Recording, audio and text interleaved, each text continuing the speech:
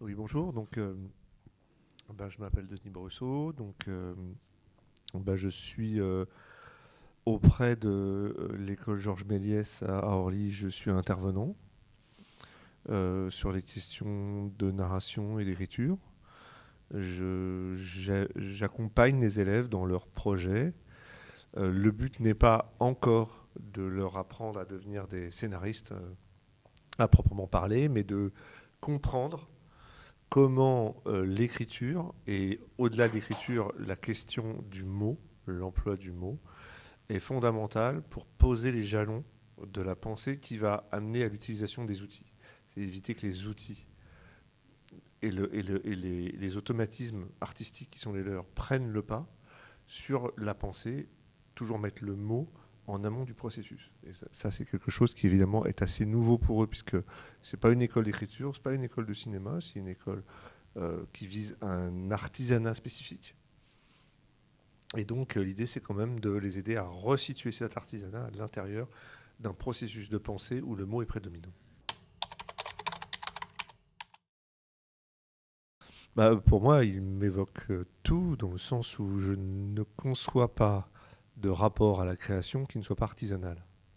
C'est pour ça que probablement que le dictionnaire nous offrirait une explication. Et pour moi, il n'y a jamais vraiment eu de distinction nette entre art et artisanat, dans le sens où la démarche artistique passe toujours par des savoir-faire qui relèvent de l'artisanat. Donc l'image est toujours, à mon sens, le produit d'une série de savoir-faire artisanaux qui la rendent possible. Même si évidemment la vision artistique les canalise et les guide. Et je pense même que la vision artistique peut aussi être générée par ces étapes artisanales.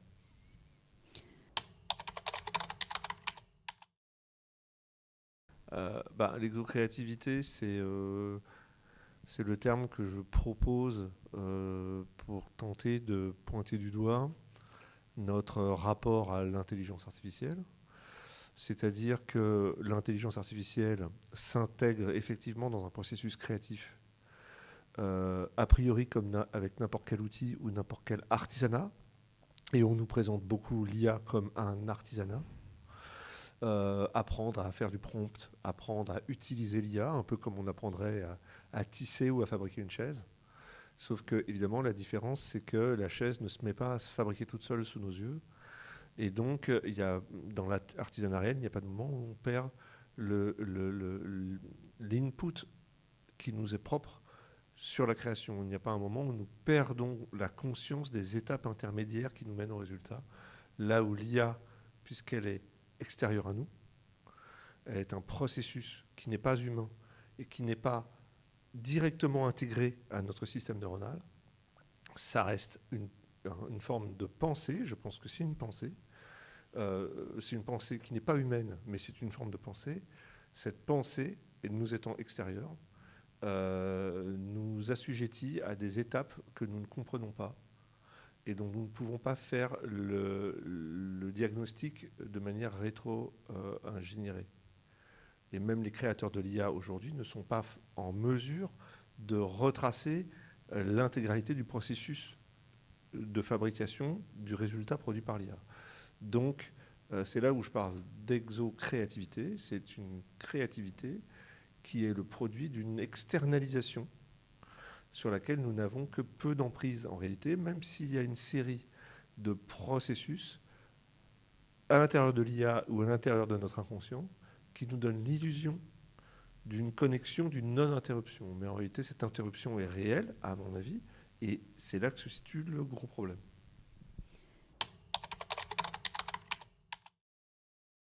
L'art, comme on l'a dit tout à l'heure, est d'abord avant tout s'appuie sur des artisanats.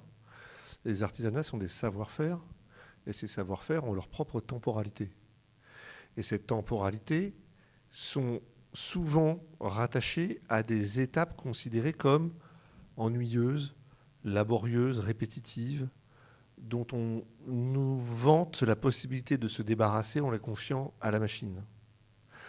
Et à mon sens, c'est là où se situe le vrai drame, c'est qu'en les confiant à la machine, nous nous privons de la phase réflexive, souvent inconsciente, qui vient se loger à l'intérieur de ces étapes, voire entre les étapes elles-mêmes. Il est toujours important qu'il y ait beaucoup d'étapes dans une phase créative, parce qu'elle nous permet justement de digérer l'étape précédente et de l'intégrer au processus créatif de l'étape suivante. Et c'est par ces jalons successifs qui se répondent et auxquels il faut répondre, toujours regarder l'étape précédente pour nourrir l'étape suivante, que l'on peut véritablement construire quelque chose dans le temps. Ce que j'explique souvent aux élèves sur l'écriture, c'est que l'écriture est un système qui passe de la vision macro-créative à la vision micro-créative. La macro-création, c'est le concept. La micro-création, ça peut être par exemple le scénario dialogué. Un scénario dialogué, qu'est-ce que c'est? C'est une série d'informations qui sont en vérité tellement microscopiques qu'elles ne constituent pas une intention visible. Le lecteur ou le spectateur va les reconstituer par la manière dont ces informations s'enchaînent et dans l'ordre dans lequel elles apparaissent. Par contre, ces informations n'auront pas été bien choisies ou bien articulées si elles n'ont pas été constamment remises en perspective avec l'intention initiale. Donc il faut toujours regarder les étapes précédentes qui nous séparent de la vision macro-créative du résultat micro-créatif pour s'assurer que nous ne sommes pas en train d'avancer à l'aveugle, mais que nous sommes bien en train de servir une intention initiale. Voilà. Et donc c'est là où je parle de processus endocréatif, là où l'exocréativité, comment dirais-je, plonge une certaine partie de ces étapes, voire toutes ces étapes, dans une sorte de trou noir duquel émerge l'image finale que nous recevons mais presque comme une agression parce qu'elle nous est presque imposée sans aucun des rapports qui nous semblent nécessaires inconsciemment pour qu'elle existe. Et donc, c'est une agression. Et nous nous soumettons à cette agression en acceptant ce résultat et en nous illusionnant de la possibilité de le réintégrer à notre processus. Mais ce n'est qu'une illusion. Je pense que c'est un terme qui renvoie à une non-existence. Et je ne pense pas qu'on puisse vraiment identifier une non-existence de la pensée créative du fait de l'IA, mais en revanche, le plus grand problème, c'est que la pensée créative est artificiellement perpétuée et prolongée par une machine qui fait passer l'éthique du résultat avant l'éthique de la fabrication. Et c'est l'éthique de la fabrication qui nous construit, ce n'est pas l'éthique du résultat. On peut être un artiste médiocre, n'avoir fait que des choses sans grand intérêt toute sa vie, mais s'être édifié intérieurement et avoir grandi malgré tout pour devenir quelqu'un d'extraordinaire dans d'autres contextes, parce que nous avons eu ce dialogue intérieur. Donc le culte de l'image, le culte du résultat final, le culte de l'aboutissement, est quelque chose qui en réalité nous réduit au lieu de nous faire grandir.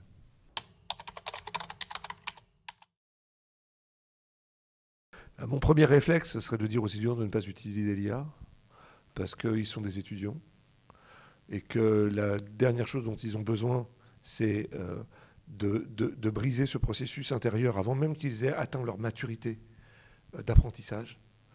Mais j'ai envie de dire, de toute façon, l'apprentissage, c'est ce qui caractérise notre existence. En réalité, il n'y a pas un moment où on apprend et un moment où on a cessé de grandir. L'idée, c'est justement ne pas croire qu'il y a un moment dans notre vie où on cesse d'apprendre. On apprend toute sa vie.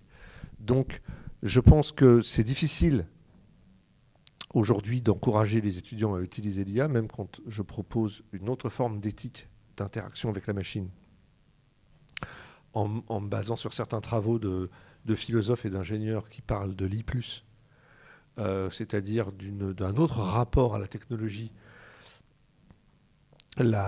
l'enclaver, la domestiquer par une discipline qui nous est propre. La discipline ne viendra pas de la machine, elle viendra de nous. Je pense que c'est important de le développer, mais je pense que même si c'est une approche qui peut être positive, je ne l'encouragerai même pas auprès des élèves. Je pense que les élèves ont besoin de développer leur artisanat sans à un processus externalisé qui les priverait d'une compréhension parfaite de ce qu'ils sont supposés savoir. Merci beaucoup.